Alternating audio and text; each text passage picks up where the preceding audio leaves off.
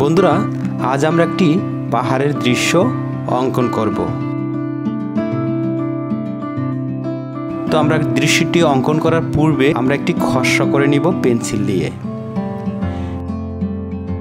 Pencil দিয়ে খসড়া করার পরে আমরা মার্কার দিয়ে আউটলাইন টানব।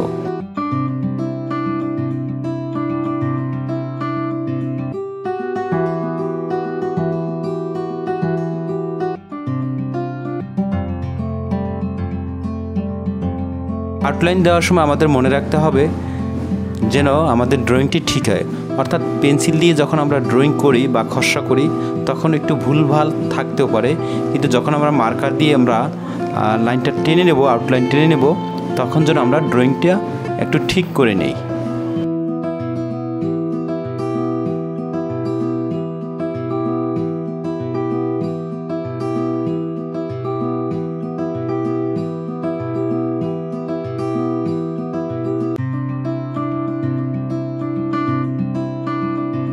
তো আমরা পাহাড়, ছোট একটি ঘর, সূর্য এবং ছোট একটি নদী এই নিয়ে আমরা একটি কম্পোজিশন করেছি এবং সাথে কিছু ছোট ছোট পাথর পড়ে আছে সেগুলো কিন্তু দেখানোর চেষ্টা করেছি।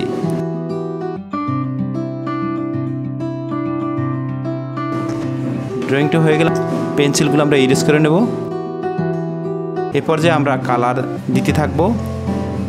কোবাল্ট ব্লুটা আমরা ইউজ করছি, অর্থাৎ লাইট স্কাই কালারটা আমরা ব্যবহার করছি।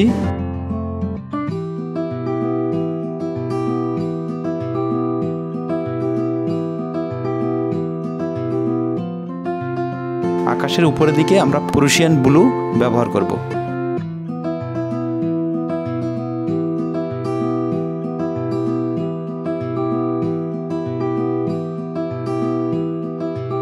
পাহাড়ে আমরা লাইট গ্রিন এবং ইয়েলো মিক্স করে কালার করতে পারি।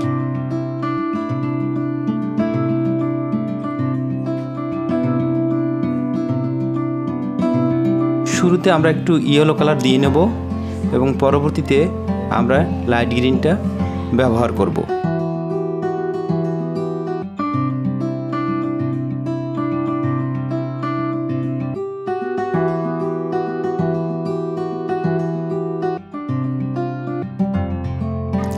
এবং পাহাড়ের নিচের দিকটা আমরা কিন্তু স্যাপ গ্রিন ব্যবহার করতে পারি, তাহলে নিচের দিকটা একটু ডার্ক মনে হবে, উপর দিকে একটু লাইট মনে হবে।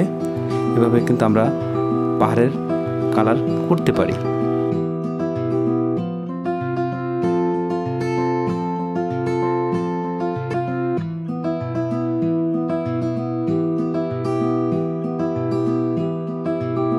ল্যান্ডস্কেপ যখন আমরা করব, শুরুতে আমরা একটা ইয়েলো কালারের কোড দিয়ে নেব এবং তার পরবর্তীতে আমরা লাইট গ্রিন ব্যবহার করব এবং তারও পরবর্তীতে আমরা স্যাপ গ্রিন ব্যবহার করতে পারি, অথবা ভেরিডিয়ান হিউটাও ব্যবহার করতে পারি।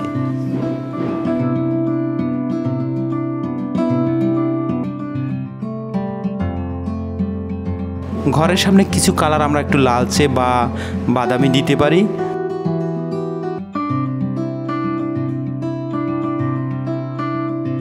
মনে রাখতে হবে ল্যান্ডস্কেপ করার সময় আমরা সামনের দিকে অর্থাৎ ফোরগ্রাউন্ডে আমরা যেন সবসময় ডার্ক করি। বন্ধুরা, ভালো করে শুনে নাও, আমরা যখন ল্যান্ডস্কেপ করব তখন যেন আমরা সামনের দিকটা বেশি ডার্ক করি, তাহলে হয় কি কাছে এবং দূরে আমরা ফিল করতে পারবো। এবং যে কোনো ল্যান্ডস্কেপ করার ক্ষেত্রে আমরা যেন সামনের অংশ সবসময় ডার্ক করি আর পিছনের দিকে যেন হালকা হয়।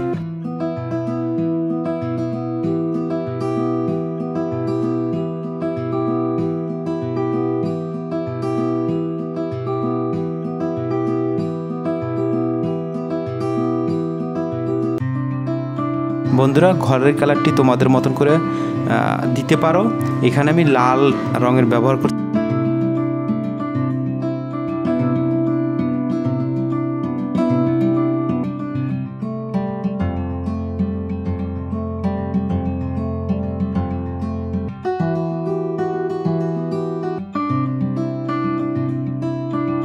জানলাতে আমরা এখানে নীল দিয়ে একটু ডার্ক বোঝানোর চেষ্টা করেছি। পাথরগুলোতে হালকা অ্যাশ ব্যবহার করতে পারি।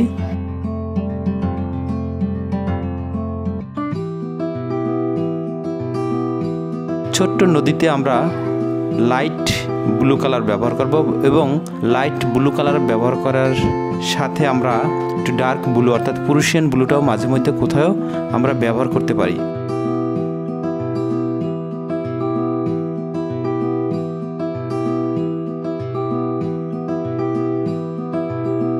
কিছু কিছু জায়গায় আমরা কোবাল্ট ব্লুও ব্যবহার করতে পারি। আমরা এই পাহাড়ি নদীতে কিছু পাথর জেগে রয়েছে, এটা আমরা দেওয়ার চেষ্টা করেছি যে নদীর মাঝেও কিছু কিছু পাথর জেগে আছে।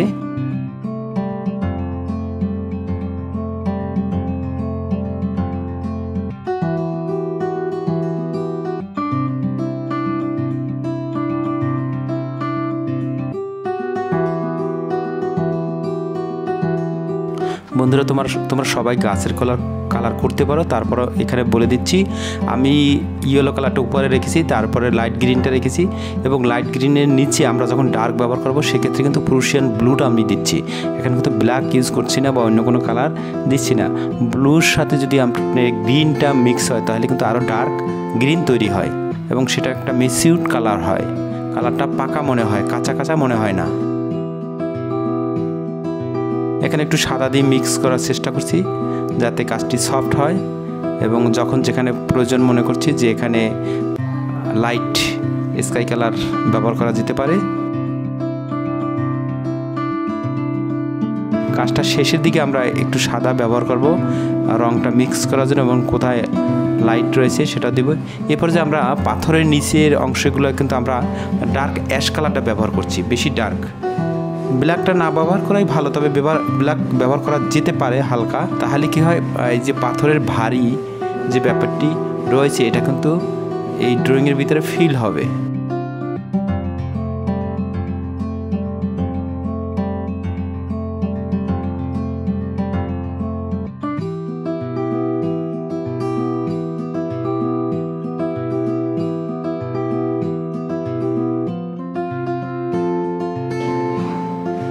কিছু রিফ্লেকশন দেওয়ার চেষ্টা করেছি, যেমন পাহাড়ের রিফ্লেকশন একটু সবুজ এবং সূর্যের রিফ্লেকশন হালকা অরেঞ্জ। বন্ধুরা, তোমরা দেখতে পাচ্ছ এই পর্যায়ে আমরা ইন্ডিকেটর ব্যবহার করে কিছু রং তুলে দিচ্ছি।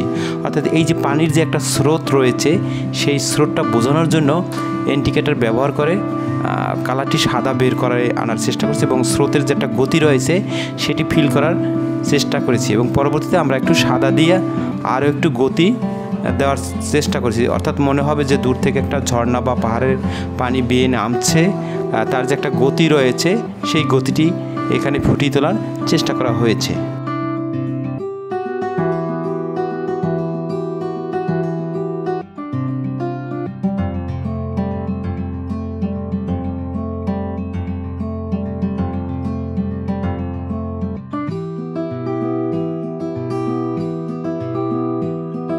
আমরা কিছু পাখি দিতে পারি, সূর্য পাখি, এটা কম্পোজিশন হতে পারে। তো যাই হোক, বেশি দেব না। ধন্যবাদ ভিডিওটি দেখার জন্য। আর ভালো লাগলে সাবস্ক্রাইব করবেন এবং শেয়ার করার অনুরোধ থাকলো। আর অন্য কোনো ভিডিও যদি আপনারা চান সেগুলো কমেন্টস বক্সে জানাবেন। সবাইকে আবারও ধন্যবাদ।